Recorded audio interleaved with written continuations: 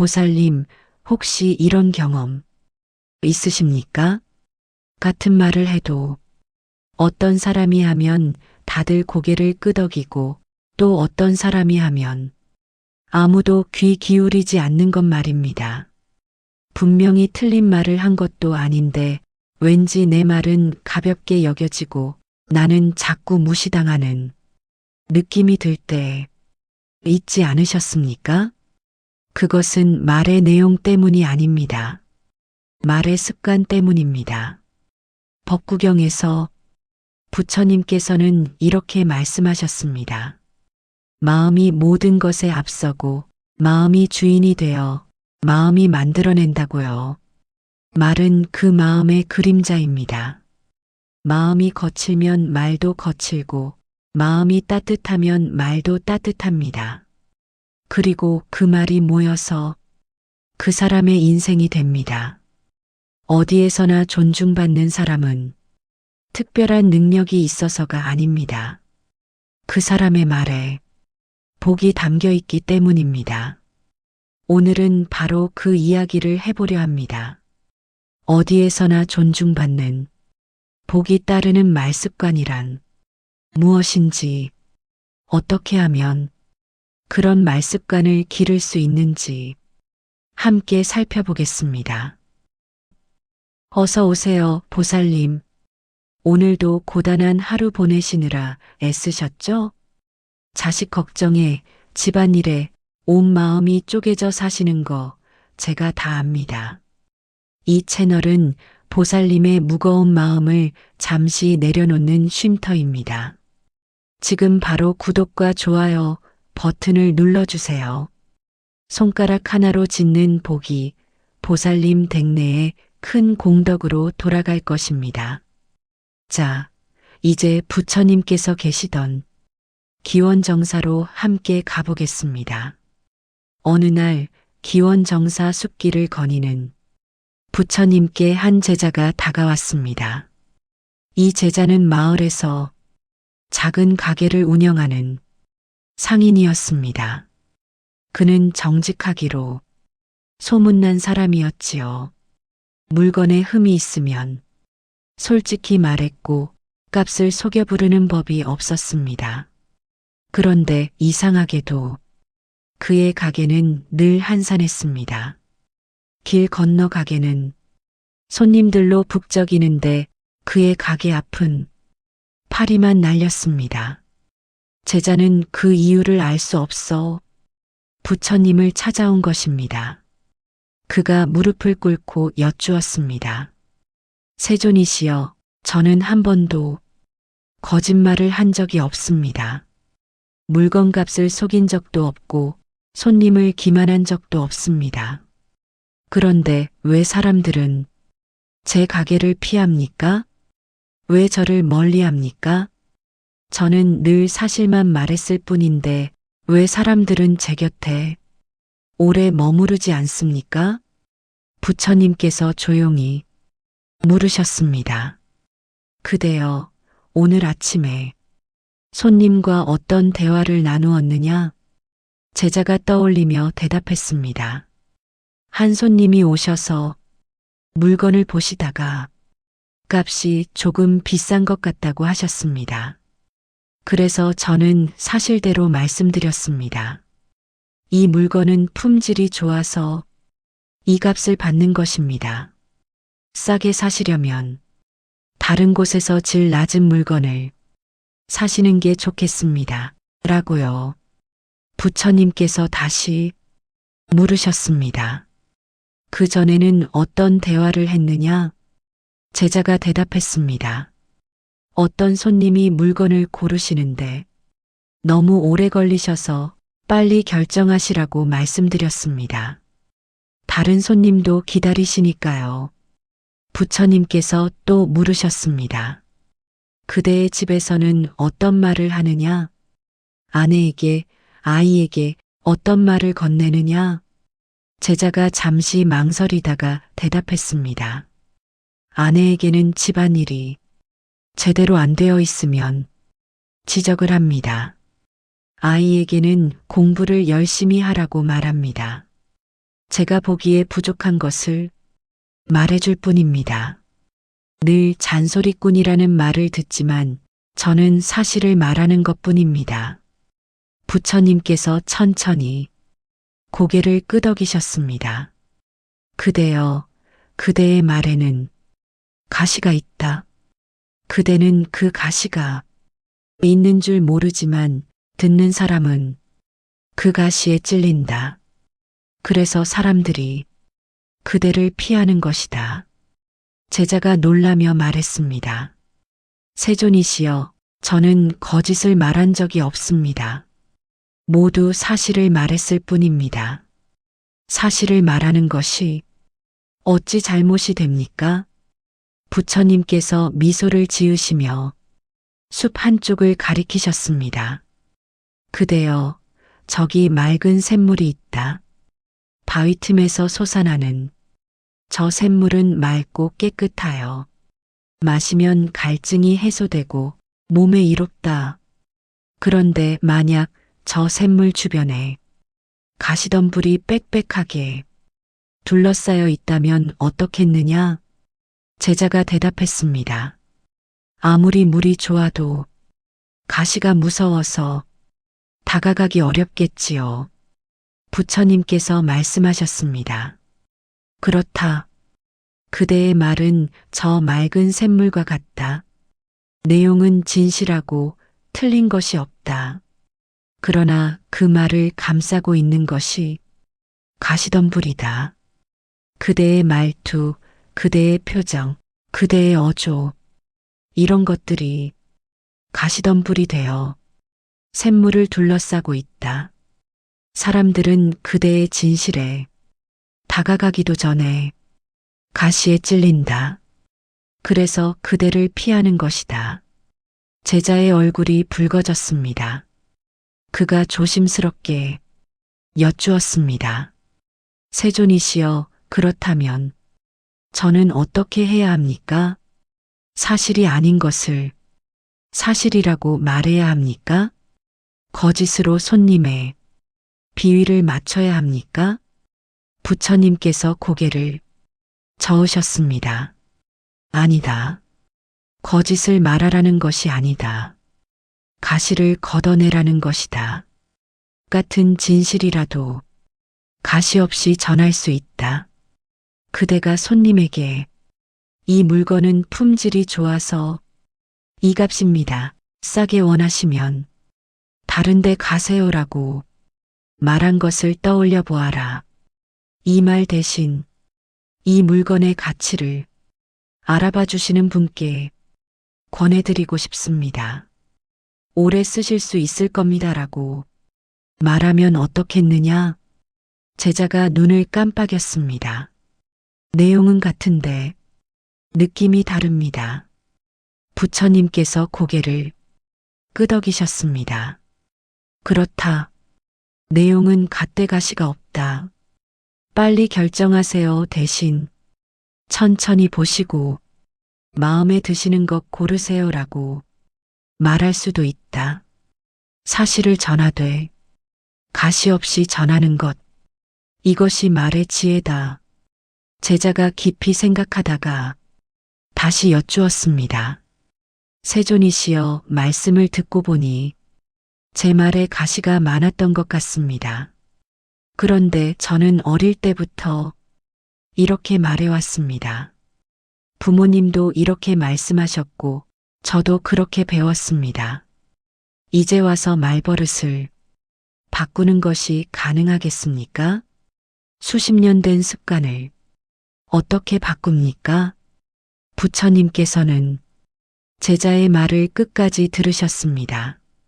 그리고 가만히 땅 위에 놓인 빈 그릇을 가리키시며 말씀하셨습니다. 그대여, 저 그릇을 보아라. 저 그릇에 물을 담으면 어떻게 되겠느냐? 제자가 대답했습니다. 물을 담으면 물그릇이 되겠지요. 꿀을 담으면 어떻게 되겠느냐? 꿀그릇이 되겠지요. 쓴 약을 담으면 어떻게 되겠느냐? 약그릇이 되겠지요. 부처님께서 말씀하셨습니다. 그렇다. 그릇은 같은 그릇이 돼. 무엇을 담느냐에 따라 달라진다. 그대의 입도 그릇과 같다. 같은 입에서 나오는 말이 돼. 무엇을 담아 내보내느냐에 따라 그 말의 성질이 달라진다. 그대가 지금껏 가시 섞인 말을 담아왔다면 이제부터는 꿀 같은 말을 담아보아라. 그릇을 바꾸는 것이 아니라 담는 것을 바꾸는 것이다. 제자가 고개를 끄덕이며 말했습니다. 세존이시여, 그릇을 바꾸는 것이 아니라 담는 것을 바꾼다. 이 말씀이 마음에 와닿습니다. 그런데 오랜 습관이라 쉽지 않을 것 같습니다. 부처님께서 다정하게 말씀하셨습니다. 그대여, 저 숲의 큰 나무를 보아라. 저 나무는 하루아침에 저렇게 자란 것이 아니다. 작은 씨앗에서 시작하여 해를 향해 조금씩 자라서 저 모습이 되었다. 그대의 말습관도 오랜 세월에 걸쳐 만들어진 것이다. 그러니 바꾸는 것도 시간이 걸린다. 그러나 정원사가 가지를 다듬고 방향을 바로잡으면 나무는 새로운 방향으로 자란다. 그대도 매일 조금씩 말의 가지를 다듬어라. 그러면 어느 날 그대의 말은 가시 없는 아름다운 나무가 되어 있을 것이다. 제자가 두 손을 모아 절을 올렸습니다. 세존이시여, 오늘 큰 깨달음을 얻었습니다. 저는 진실만 말하면 된다고 생각했는데 진실을 어떻게 담아 전하느냐가 더 중요하다는 것을 알았습니다. 가시를 걷어내는 것이 거짓을 말하는 것이 아니라 상대를 배려하는 것이라는 것을 알았습니다. 부처님께서 미소 지으시며 말씀하셨습니다. 그대여, 자바함경에서 이르기를 좋은 말은 복을 짓고 나쁜 말은 업을 짓는다고 했다. 말은 씨앗과 같아서 뿌리는 대로 거둔다. 가시 섞인 말을 뿌리면 가시밭을 거두고 꽃씨 같은 말을 뿌리면 꽃밭을 거둔다. 그대가 복이 따르는 말을 하면 사람들이 그대 곁에 모여들 것이다. 그것이 어디에서나 존중받는 사람의 비밀이다. 제자가 깊이 절을 올리며 말했습니다. 세존이시여, 오늘부터 말의 가시를 걷어내겠습니다. 제 입이라는 그릇에 꿀 같은 말을 담겠습니다. 그래서 사람들이 제 곁에 머무르게 하겠습니다. 부처님께서 제자의 어깨를 가볍게 두드리시며 말씀하셨습니다. 그대여, 연꽃을 보아라. 연꽃은 진흙 속에서 피어나지만 진흙에 물들지 않고 그 아름다움으로 보는 이의 마음을 열게 한다. 그대의 말도 연꽃과 같아야 한다. 어떤 상황에서 나왔든 듣는 사람의 마음을 열게 하는 말이어야 한다. 그런 말을 하는 사람은 어디에서나 존중받고 어디에서나 환영받는다.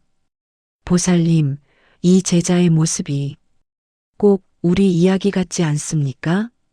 우리도 틀린 말을 한 적이 없는데 왜 사람들이 내 말을 안 들을까, 왜 나는 무시당할까 하고 억울할 때가 있지요.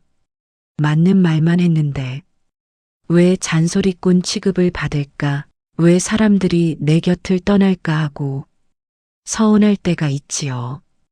그런데 가만히 돌아보면 우리 말에도 가시가 있었던 것은 아닌지요. 사실을 말한다고 해서 다 좋은 말이 아닙니다. 그 사실을 어떤 그릇에 담아서 전하느냐가 중요합니다. 가시 없이 전하면 사람들은 그 말을 기꺼이 받아들입니다.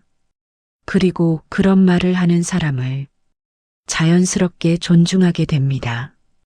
이제부터 부처님께서 말씀하신 복이 따르는 말습관 5가지 지혜를 드리겠습니다. 첫째, 말하기 전에 한번 숨을 쉬십시오. 부처님께서는 급하게 나가는 말에 가시가 섞인다고 하셨습니다. 우리가 후회하는 말은 대부분 급하게 내뱉은 말입니다. 생각 없이 툭 던진 말이 상대의 가슴에 가시가 되어 박힙니다. 잠깐의 멈춤이 그 가시를 걸러냅니다. 보살님, 혹시 말하고 나서 후회한 적 있으십니까? 저 말은 왜 했을까? 좀 더 다르게 말할 걸. 이런 후회 말입니다. 그 후회는 거의 언제나 급하게 말했을 때 생깁니다. 화가 나서 급하게, 답답해서 급하게, 조급해서 급하게 내뱉은 말들이 나중에 후회가 됩니다. 말로는 이렇게 해보십시오. 무언가 말하고 싶을 때, 특히 감정이 올라올 때, 속으로 잠깐 숨 한 번이라고 되뇌어 보십시오. 이 짧은 주문이 급한 말을 막아줍니다. 행동으로는 이렇게 해보십시오. 실제로 입을 열기 전에 코로 숨을 한 번 깊이 들이쉬고 천천히 내쉬십시오. 3초면 충분합니다. 들이쉬고 내쉬고 그 다음에 말하십시오.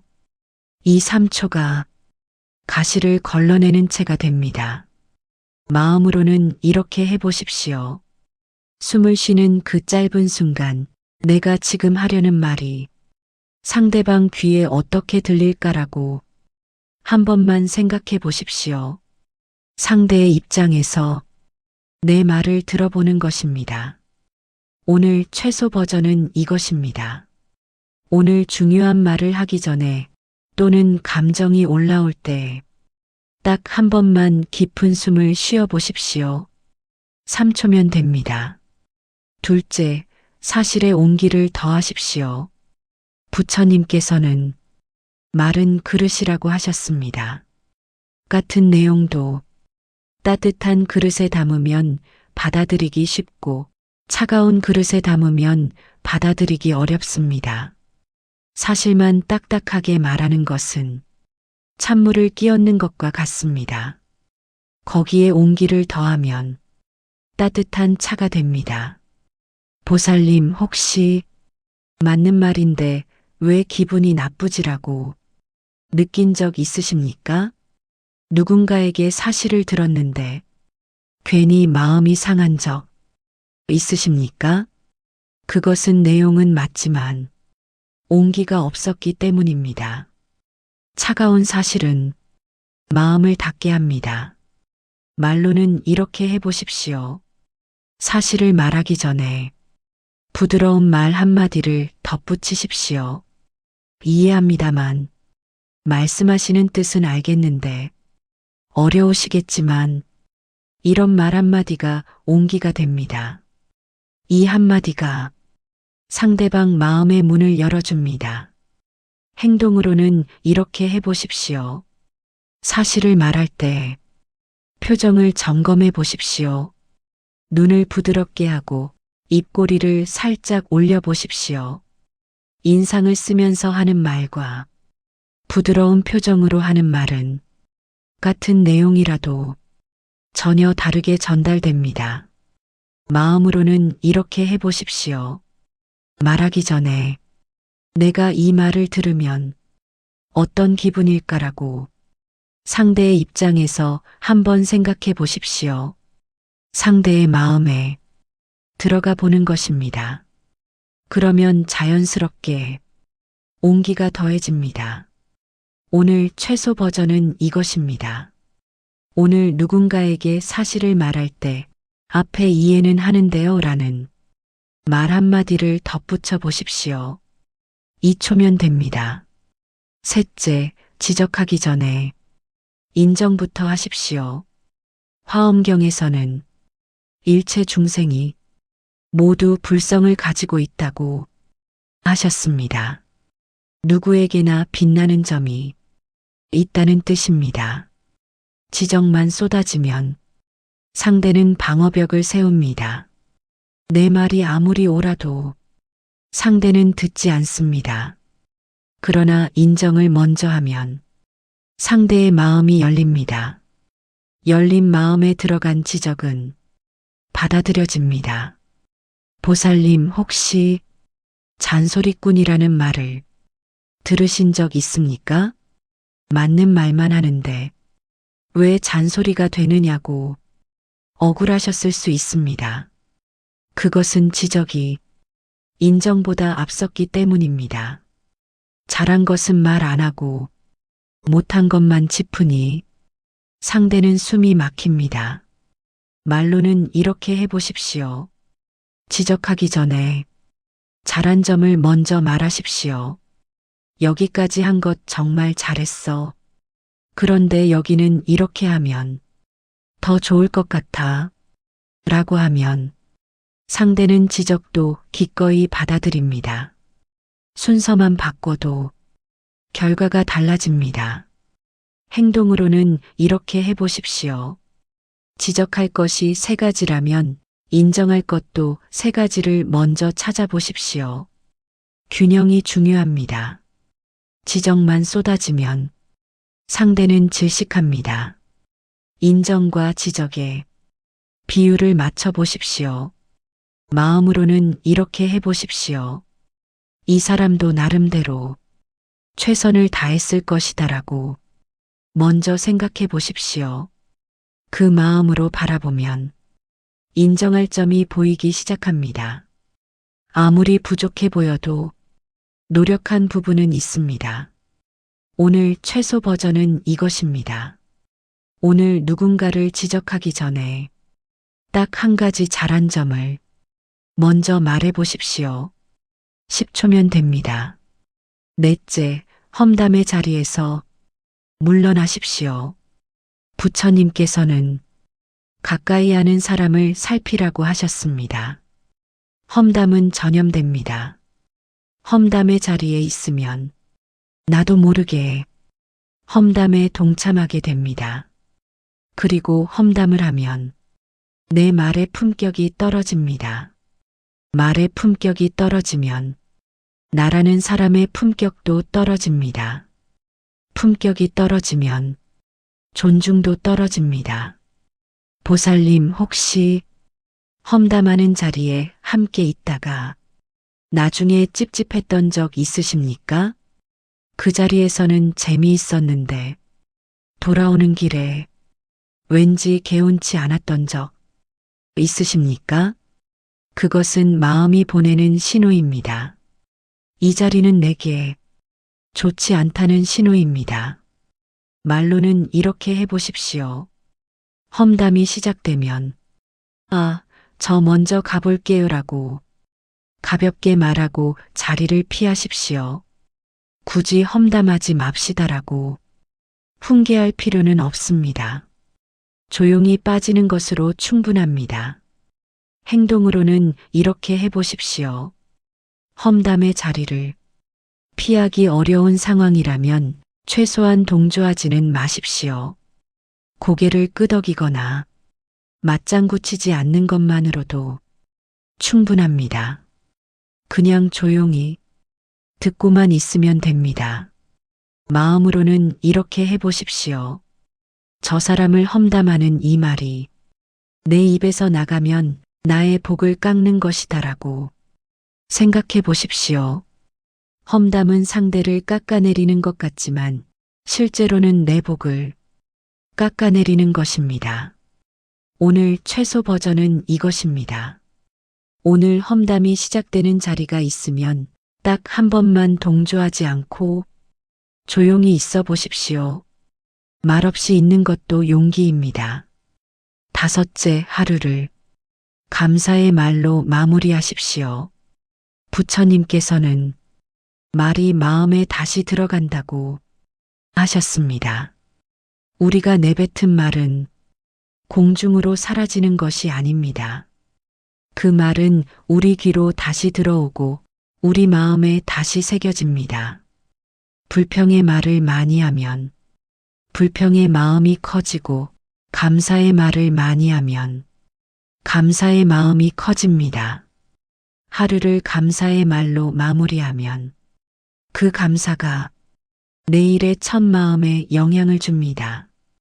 보살님, 오늘 하루 동안 감사하다는 말을 몇 번이나 하셨습니까? 아마 생각보다 적으셨을 것입니다. 우리는 불평은 쉽게 쏟아내면서 감사는 잘 표현하지 않습니다. 당연하다고 생각하기 때문입니다. 그러나 당연한 것은 없습니다. 말로는 이렇게 해보십시오. 잠들기 전에 오늘 고마웠던 일이나 사람을 떠올리며 고맙습니다라고 소리내어 말해보십시오. 혼자 있어도 괜찮습니다. 소리내어 말하면 그 말이 내 귀로 들어와 마음에 새겨집니다. 행동으로는 이렇게 해보십시오. 가족에게, 동료에게, 오늘 만난 사람에게 작은 것이라도 감사를 표현해 보십시오. 오늘 밥 맛있었어. 고마워. 도와줘서 감사합니다. 이런 작은 말 한마디가 큰 씨앗이 됩니다. 마음으로는 이렇게 해보십시오. 감사할 것이 없다고 느껴지면 오늘도 무사히 하루를 보냈다는 것 자체에 감사해 보십시오. 건강하게 숨 쉬고 있다는 것, 따뜻한 잠자리가 있다는 것, 이런 것들이 다 감사할 일입니다. 오늘 최소 버전은 이것입니다. 오늘 잠들기 전에 딱 한 사람에게 혹은 혼자서라도 고맙습니다라고 말해 보십시오. 5초면 됩니다. 보살님, 여기서 한 가지 꼭 말씀드리고 싶은 것이 있습니다. 말습관을 바꾸는 것이 혼자서는 너무 어렵게 느껴지신다면 가까운 스님께 상담을 청하시거나 신뢰할 수 있는 분께 도움을 구하시는 것도 지혜입니다. 오래된 습관은 혼자 바꾸기가 쉽지 않습니다. 손을 내미는 것도 수행의 일부입니다. 지금 당장 댓글로 나는 복이 따르는 말을 하겠습니다라고 적어보세요. 적는 순간 그것은 보살님의 서원이 됩니다. 그리고 그 서원은 보살님의 말습관을 바꾸는 첫 번째 씨앗이 됩니다. 씨앗을 심으면 언젠가 반드시 싹이 납니다. 보살님, 오늘 이야기를 정리해 드리겠습니다. 어디에서나 존중받는 사람은 특별한 능력이 있어서가 아닙니다. 그 사람의 말에 복이 담겨 있기 때문입니다. 사실만 말한다고 다 좋은 말이 아닙니다. 그 사실을 어떤 그릇에 담느냐, 가시 없이 전하느냐, 온기를 더하느냐, 이것이 중요합니다. 오늘 드린 5가지 지혜를 기억해 주십시오. 말하기 전에 숨을 한 번 쉬고, 사실에 온기를 더하고, 지적 전에 인정을 먼저 하고, 험담의 자리에서 물러나고, 하루를 감사의 말로 마무리하는 것입니다. 이것은 하루아침에 되는 일이 아닙니다. 나무가 자라듯 천천히 정원사가 가지를 다듬듯 꾸준히 해나가는 것입니다. 오늘 하나, 내일 하나, 그렇게 조금씩 바꾸어 가시면 됩니다. 어느 날 문득 사람들이 내 말에 귀 기울이고 나를 존중하고 내 곁에 머무르는 것을 느끼시게 될 것입니다. 앞으로도 부처님의 지혜로운 가르침들을 현실에 적용할 수 있는 실용적인 내용들을 계속 나눠드리겠습니다. 오늘 이야기가 보살님의 지친 마음에 작은 위로가 되었나요? 이 영상의 좋은 기운이 보살님 댁내에 가득하기를 발언합니다. 주변에 힘든 친구나 가족이 있다면 이 영상을 공유해 주세요. 부처님 말씀을 전하는 법보시는 돈 한 푼 안 들이고 짓는 최고의 공덕입니다. 그리고 영상 아래에 있는 하트 모양 땡스 버튼은 우리 채널의 작은 복전함입니다. 따뜻한 마음을 나눠주시면 더 좋은 영상을 만드는데 큰 힘이 됩니다. 보살님의 공덕이 널리 퍼지기를 발언합니다. 성불하세요. 그리고 보살님, 댓글에 이렇게 적어주세요. 나는 복이 따르는 말을 하겠습니다. 라고 적어보세요. 보살님의 서원이 다른 보살님들에게도 힘과 용기가 됩니다. 보살님 잘 될 거예요. 부처님 가피가 보살님 곁에 늘 함께 하시길 빕니다. 오늘의 법문을 마치겠습니다. 다음 영상에서 또 뵙겠습니다. 나무 아미타불. 고맙습니다.